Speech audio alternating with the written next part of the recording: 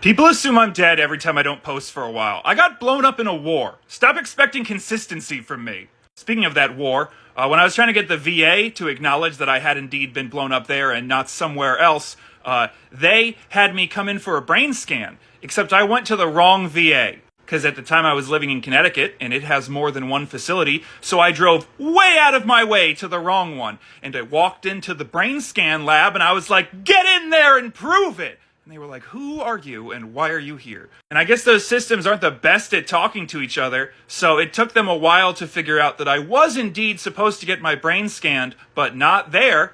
And then they seemed confused when I was like, you're gonna write this down, right?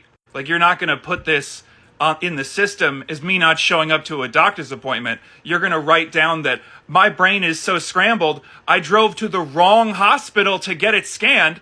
No, they just put in the system that I didn't show up that day and then penalized me for it. When they finally did scan my brain, not because the VA does its job, but because I was being medically retired out of the National Guard, and they were trying to prove that it wasn't there, they went in and scanned it and were like, ugh, damn it.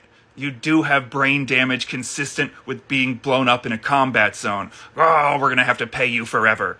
But instead of then giving me treatment for that, they were like, we're just going to, shuffle you off to the PTSD guys because we can't figure out which symptoms are PTSD and which are from the bombs. So, we'll just let them deal with it.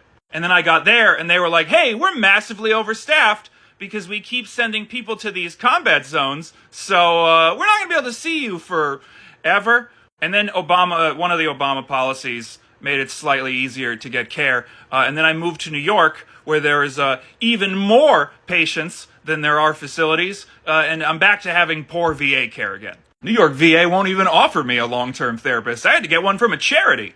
Isn't this a cool system? A cool system that we make people with brain damage navigate with little to no help? There was, of course, the people at the VA who work in the building that are supposed to be your representative that you have to go through multiple metal detectors to talk to, which just feels really weird. And then, of course, when those people fail to do their job adequately, because they're understaffed and overworked, you have to go and, with your own damaged brain, do a whole bunch of research about how the process works and find all of these weird pieces of paper that no one ever once told you needed to sign, but are crucial to the process, which you are again navigating with a brain made of spaghettis, because it got blown up with a bomb.